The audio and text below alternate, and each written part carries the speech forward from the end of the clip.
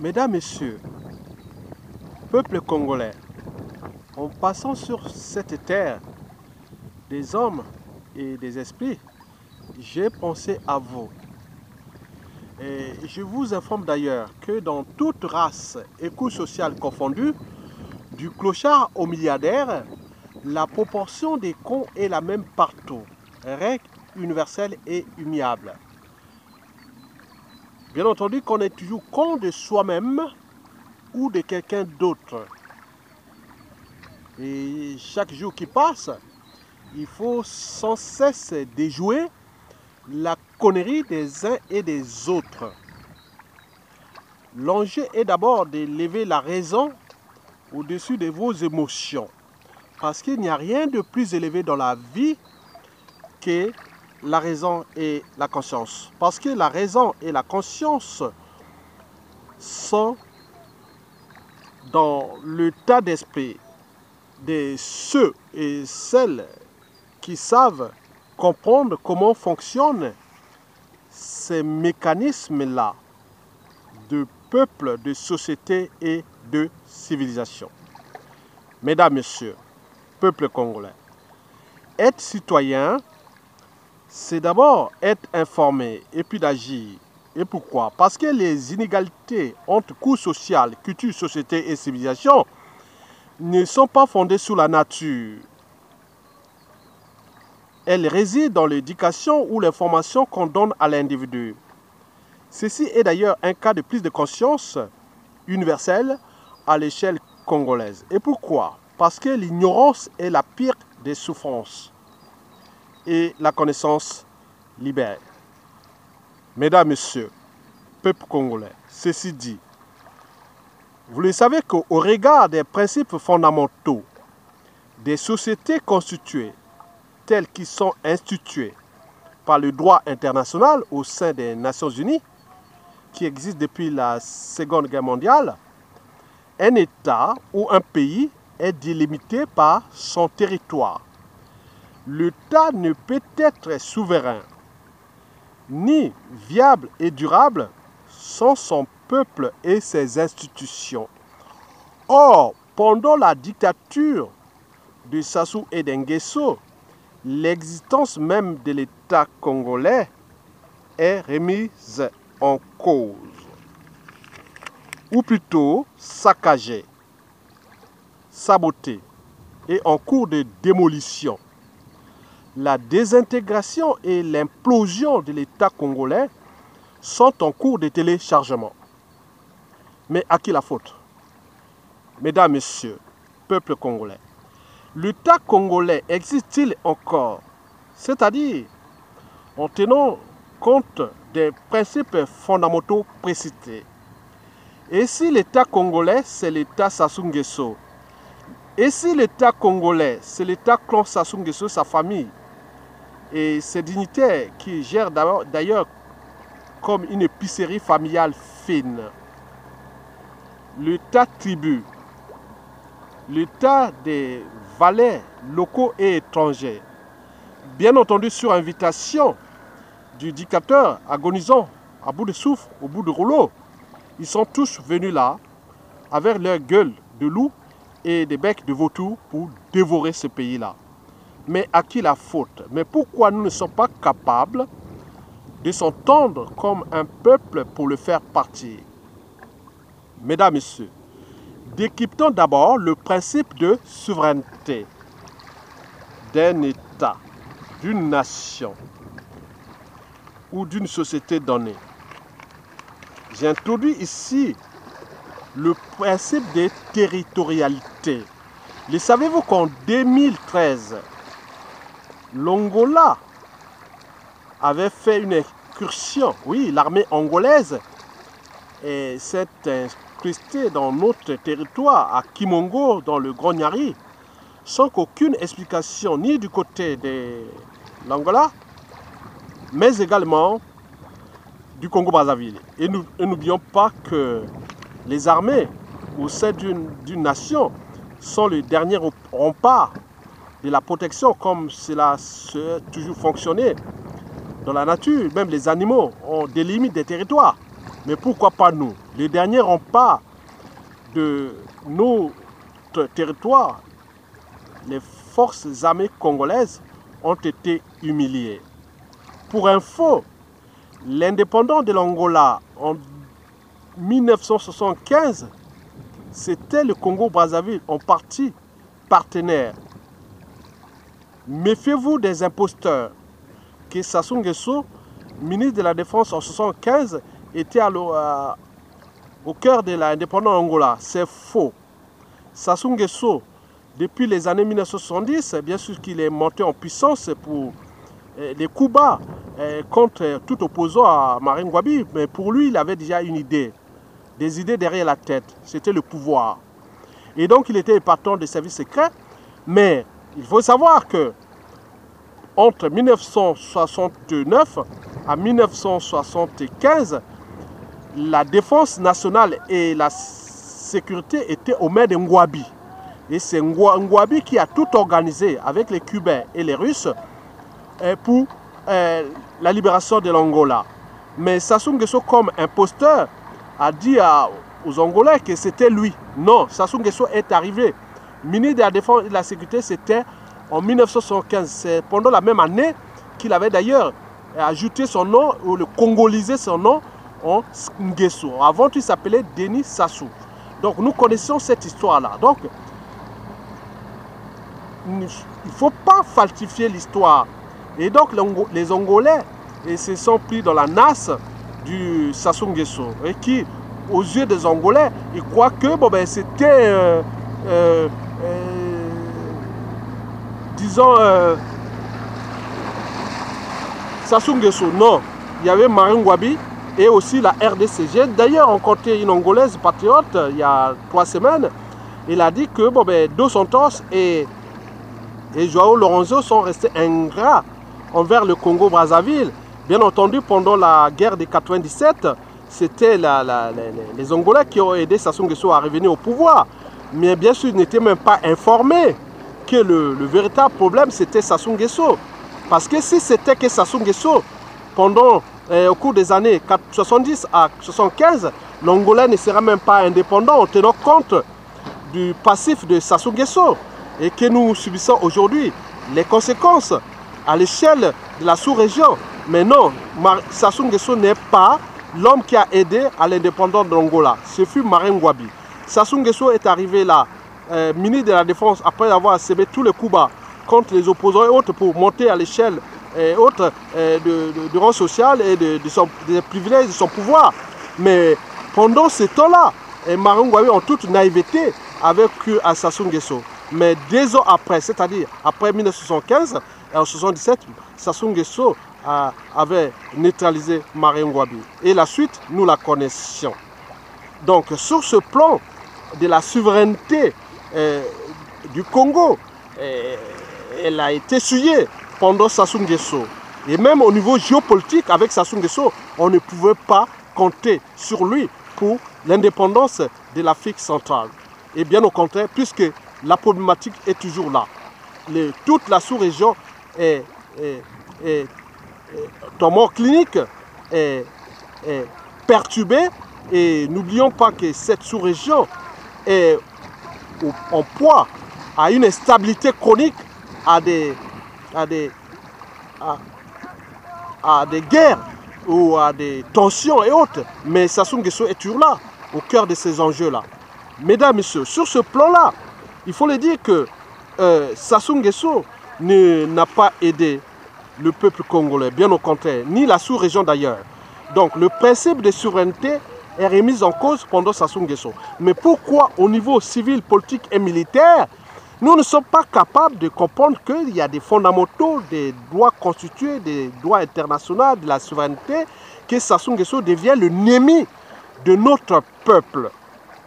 Et c'est dans cet état d'alerte et d'éveil de conscience que je laisse à vous, citoyens, peuple congolais, de nourrir le débat sur ce principe de souveraineté que notre nation est en danger. Tant que Sassou Nguesso restera là, je parle ici aux militaires. Et que de toute évidence et de toute façon, Sassou Nguesso partira. Mais quelle empreinte et quelles conséquences va-t-il laisser à nous, au niveau de nos armées, au niveau de notre souveraineté. Donc le temps n'est plus de s'indigner, mais d'agir en tant que citoyen. Citoyen, c'est celui qui a des droits et devoirs, déjà des libertés, des dignités et des souverainetés de son peuple, de son territoire. Mesdames, Messieurs, peuple congolais, discutons maintenant les institutions et le peuple. Parce que quand on parle d'un pays ou d'un État, il y a d'abord le territoire, puis le peuple et les institutions. Depuis 2015, vous avez eu le changement de la Constitution. Sassou Nguesso est passé là sans qu'il y ait aucune réaction. Bien entendu que les institutions du Congo ne sont plus les institutions d'un peuple souverain, mais l'éphémérisme est là. C'est des institutions d'un individu qui s'est accaparé d'un État et qui en abuse. Et donc, par conséquent, parler encore des institutions au Congo-Brazzaville d'un État, il faut se moquer de vous-même. Et la honte et le ridicule même des déshonneurs de ce peuple est aujourd'hui applicable. Mesdames, Messieurs, 2016, Sassou Nguesso, après avoir fait son changement constitutionnel et institué sa 6e république, la plus antisociale et criminogène existant au monde, avait organisé les élections présidentielles de 2016. Et là, Mokoko se représente. Et il passe premier. Et les amalgames ont été invités. La trahison, les amalgames, les négationnistes. Premier, mais ce n'est pas le fait d'être élu. Alors pourquoi Sassou Nguesso est là? Mais il y a des États où il y a un premier tour, il est élu, mais les élections de 2016 étaient à un seul tour. Mais donc pourquoi contester que Mokoko n'a pas été élu, n'est pas président? Donc nous le savions. D'après les réseaux, on connaît ceux qui alimentent ces débats, ces amalgames. Et voilà, c'est le problème. Et que l'histoire va certainement se répéter. Et c'est ça le souci. Mesdames, Messieurs, peuple congolais, question. Jean-Marie Michel Mokoko va-t-il se soumettre à Sassou Nguesso ou aux institutions de Sassou Nguesso? Ou plutôt au peuple congolais? Le peuple, c'est le souverain, le dernier rempart. Or, ce peuple a tout renoncé à ses droits et devoirs de peuple et de souveraineté d'ailleurs. Mais la problématique est ici posée au niveau des institutions. Bien sûr qu'elles vont certainement être transformables et réformées après Sassou Nguesso. Denis Sassou Nguesso va partir de toute évidence, parce que toute chose a un début et une fin. Mais en ce qui concerne le peuple, c'est lui qui doit se remettre en cause. Et parce que, en tenant compte des principes que je vous ai précités, il ne s'agit pas de fuir votre pays, votre nation, se retrouver ailleurs et voir comment fonctionnent ces fondamentaux des sociétés constituées, c'est-à-dire des États ailleurs, et que vous n'êtes pas capable aussi de dire non, moi en tant qu'individu, citoyen et peuple, j'ai le droit de me battre parce que ce qui s'est passé à Mokoko est insupportable, intolérable. Mokoko ne doit pas se soumettre à Sassou ni à ses institutions. Il devait se soumettre au peuple. Bien entendu, c'est un homme d'honneur, de devoir. Mais si et seulement si il arrive un souci à Mokoko, au cas qu'il soit malade ou mort et tout compagnie, et combien d'autres victimes. Et c'est ça le problème. Parce qu'avec ce peuple-là, c'est très dangereux de s'affronter à tout régime politique, quel qu'il soit. C'est d'abord un cas d'école et d'études, d'abord anthropologiques, politiques, sociales, culturelles. Alors, comment allons-nous encore s'affronter à un dictateur qui ne fait qu'à sa tête et que nous ne sommes pas capables de nous responsabiliser individuellement et collectivement en tenant compte des principes des droits fondamentaux, du droit international et tels qu'ils ont été institués par les Nations Unies. Un État, c'est le territoire, c'est le peuple et ses institutions. Mais nos institutions ne correspondent plus au principe même de notre souveraineté. Bien entendu, Sassou Nguesso est encore là. Il va dérouler son rouleau compresseur. Il va partir. Il doit partir. Il est agonisant, à bout de souffle, au bout du rouleau. Mais c'est la suite qui est dangereuse. Et si Mokoko il arrive au cas des cartades sur Mokoko, étant donné que nous, la méfiance et la défiance est déjà entre nous, les haines, les rancunes, les contentieux historiques en dormant, n'oublions pas les règlements de compte en dormance, comment nous allons vivre cette poudrière annoncée, et si nous ne prenons pas notre responsabilité individuelle et collective en termes d'abord d'individu. L'individu a sa liberté et sa dignité. Non, je ne peux pas supporter ça parce que si on laisse faire ce qu'on a fait à Mokoko, demain, les autres vont laisser pareil. Et vous allez rentrer dans le piège, dans l'entonnoir et dans ça, parce que Lissouba a été trahi et pour les mêmes raisons. Et depuis 2015, nous sommes là dans le statu quo politique, économique, humanitaire et autres, mais à cause des mêmes erreurs. Donc, vous devez vous responsabiliser. J'alerte votre conscience. Faites attention. Ne jouez pas aux agendas cachés. Et tout ce que vous faites, parce que tout le monde voit tout le monde. Le pays, vous allez diriger ce pays où? Au nord, au sud, à l'est, à l'ouest. Où il y a toutes les tribus, où certaines tribus ont été humiliées. On parle des crimes économiques, humanitaires et tout compagnie. Et vous restez là tranquille dans votre terrier, tanière, ou en Occident, en exil, ou d'autres autres, comme ça, qu'en attendant notre tour, il ne viendra jamais. Parce que si nous ne nous responsabilisons pas et maintenant sur ce qui s'est passé à Mokoko et que nous libérons de manière digne et souveraine, bien entendu, c'est un homme d'honneur. Il pourra dire non, mais au vu des éléments, au vu de la situation, je me retire. Et moi, je me retire, mais pas sous condition de Sassou Nguesso. Mandela, c'est notre Mokoko est devenu notre Mandela. Parce que Mandela, au moment qu'il était dans ce piège, il y a eu toutes les interventions qu'il fallait. On pouvait te libérer sous condition que les Africanais, les apartheid, tu donnes des postes de responsabilité et autres, tu restes là avec nous. Et il a dit non. Moi, le problème n'est pas de mes ambitions personnelles. Le problème, c'est le peuple. Parce que je suis un symbole. Je suis devenu une icône.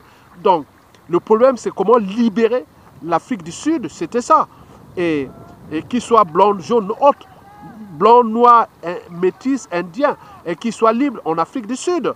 Et donc, il a dit qu'il avait même dit que je ne suis pas chez les Noirs ou comme chez les Blancs, il y a les extrémistes. Comment gérer ça? Donc, il a géré ça entre 1990 à 1994 et l'arrivée de l'Afrique du Sud aujourd'hui. Mais Mandela, c'est dans cet état d'esprit que nous sommes en train de le construire. Que l'intérêt de Jean-Marie Michel Mokoko n'est pas de ses ambitions personnelles, sinon ça se saurait. Mais bien sûr que d'autres sont en liberté, surveillés ou pas. Et là, mais pour qu'ils n'ont pas pris les responsabilités de mettre les opérations de désobéissance civile ou de ville morte, ou même d'insurrection, et prendre le pouvoir sans Mokoko, pourquoi ne le font-ils pas? Ils attendent qu'il alimenter les amalgames. Mokoko certainement prendra ses responsabilités. On ne sait pas. Mais l'enjeu pour nous qui reste en liberté, pour nous, c'est des principes, des valeurs, des convictions. Il devient un symbole. Et nous, les peuples sont ainsi faits, et les nations sont ainsi faites. Ils ont besoin de symboles. Et donc, Mokoko devient le symbole du peuple congolais. Bien entendu, il a sa famille, sa tribu, ses partisans, le peuple, et n'oublions pas des apôtres à venir. Parce que quand il y a un qui tombe, il y a un autre qui surgit toujours. Et c'est le danger d'ailleurs de Sassou Nguesso, de son clan et autres. Comment vous allez vous affronter demain avec un tel peuple qui a tout renoncé? Bien sûr que Sassou Nguesso a conditionné ce peuple vers le bas. Et donc le danger est là pour tout le monde. Et que vous devez vous responsabiliser en votre âme et conscience. Que non, l'enjeu n'est pas de se retrouver derrière Sassou Nguesso. De toute façon, il est perdu. C'est un homme du passé qui n'a pas compris que la guerre froide était déjà terminée et qui, même s'il joue les intérêts de la France, la France n'a pas d'amis ni d'ennemis permanents, il n'a que ses intérêts. Demain, il sera toujours du côté du peuple congolais. Et c'est Sassou Nguesso qui sera souillé et tous ces gens-là seront remis aux gueules des loups et des vautours revanchards, des rancuniers et autres, mais face à un peuple qui va certainement les accompagner, et comme ils l'ont fait avec lui, Denis Sassou Nguesso. Donc, c'est les raisons pour lesquelles, après Mokoko, combien d'autres victimes? Et donc, nous sommes là en danger, individuellement et collectivement. Donc l'enjeu n'est plus de s'indigner, mais d'agir, oui, de surmonter les épreuves. Et c'est dans les épreuves que les nations se construisent. Donc nous devons aller dans cette dynamique-là.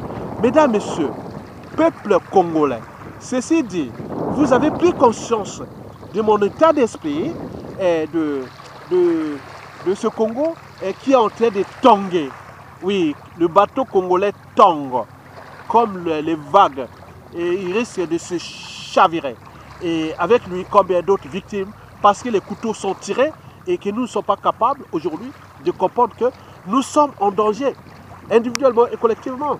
Parce que Sassou Nguesso arrivant en 1997 et croyait-il qu'aujourd'hui la mer remonte et continue à monter parce qu'il croyait que tout était terminé. Mais non, ce n'est pas terminé. L'histoire se répète. Et dans la règle d'or, ne faites jamais à autrui ce que vous ne souhaitez pas qu'on le fasse vous-même. Mais on peut sauver l'essentiel quand on a un peuple. Mais là, le peuple a tout renoncé. Et c'est l'enjeu que nous allons voir ensemble dans une période de transition de la restauration de ce pays pour que nous puissions ensemble repenser ces plaies, ces maux, ces drames et autres autour d'une commission vérité et réconciliation, autour de cette transition de la restauration et des institutions nouvelles. Mesdames, Messieurs, je vous remercie et à bientôt.